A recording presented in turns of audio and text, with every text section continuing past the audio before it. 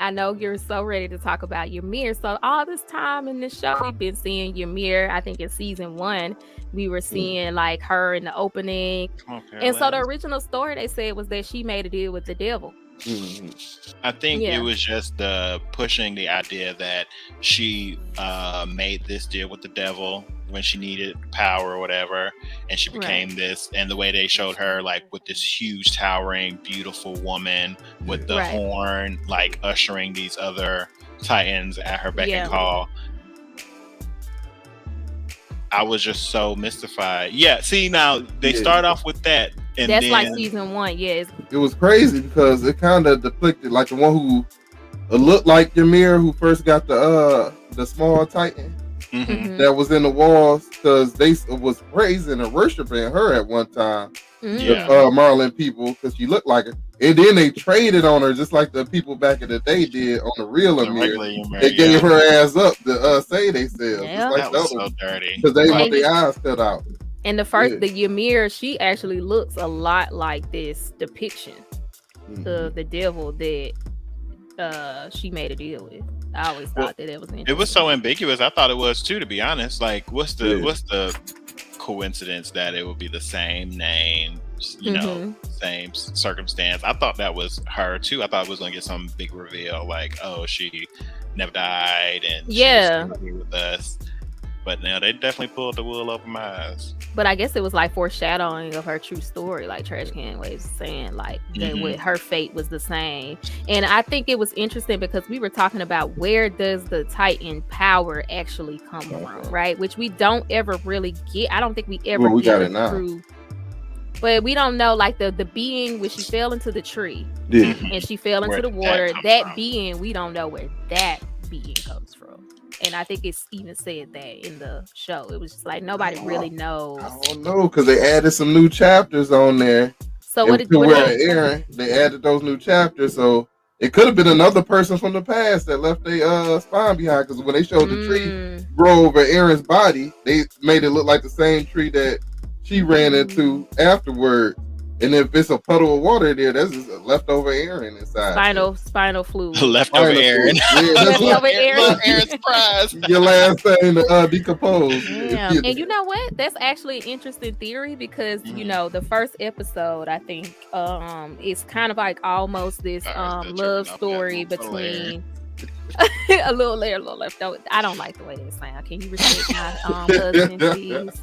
The first episode is to you 2,000 years in the future, and he wakes up at that tree.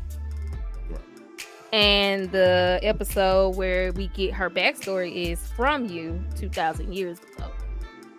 So those two episodes are connected. So that one is where episode 1, and then Ymir's story. So there's almost like Aaron and Ymir always being in communication with each other, or they can see into the future as well as the past. Right, almost like that whole idea of God being the Alpha and Omega, or like he knew the ending from the beginning, and there's like this definite connection to those two, almost like a love story or something. Almost. They made it seem like in those other chapters that eventually Aaron's dreams failed, but no, it didn't. It's always going to be war. It's always going to be civilization fight against other people. They're going to find a reason to hate each other.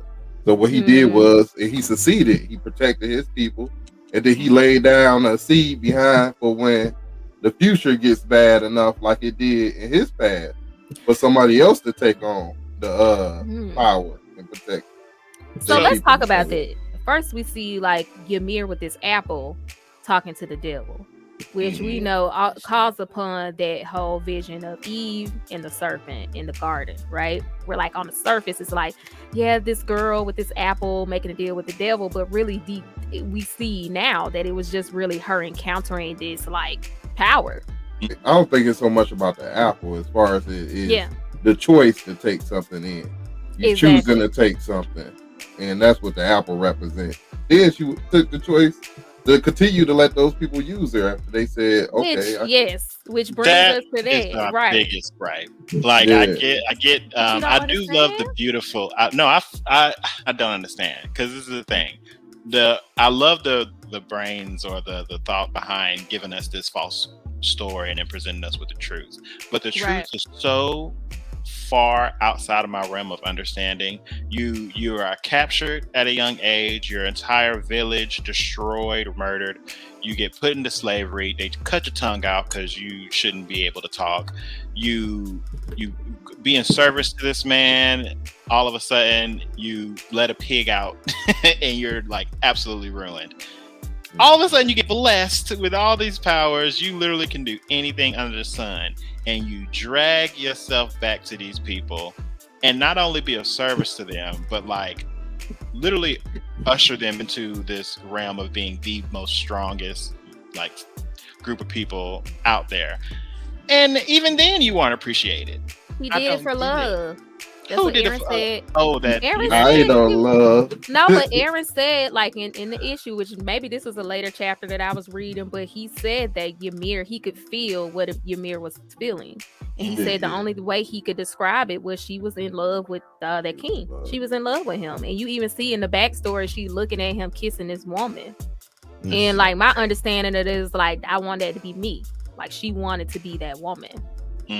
So what she saw as in the mind of a slave, she saw people victimized, and by that, the most powerful thing she could be is on the side of this man right here that did all this stuff to her people. Although she had more power and more capabilities of doing everything, but mind you, those people say sold her out. So like, I'm also not. That's why I hate to use it, but Ymir, I'm sorry, she just it makes me.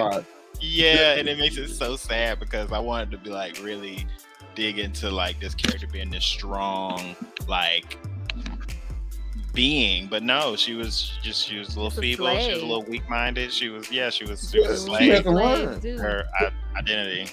So just like she thought she had to continue being a slave with that sand bucket, moving on until Aaron told her, "No, you don't have to." And that I will never get over. She built each and every Titan that has ever existed. That's by herself with that one bucket and some water. That was what? It's a long time too. They said the time is different. Yeah, like a second in our time is fucking. Sorry, is a million. You know we be cussing over here. Don't do that. I'm just like, I can't like that is literally the definition of you know nothing else but to work, but to serve. People ain't ready to be free. Like Ymir showed, if you ain't went through the struggle or whatnot, if you ain't went through all that, then as soon as you get a chance to be free, you end up choosing slavery again. Right. So it's almost a sign you gotta go through these 2,000 years of wondering before you condition that you ready to be free. Your mind is there in a way. And will you bring like jeez. Dang, Attack on Titan really trying to say a word. Like, look at yourself. This is what slaves do. This is what people do. There will always be. It was sad to see her just like she was just a slave girl who like had no autonomy, no voice, no vision. And you put her next to somebody like Gabby. Right.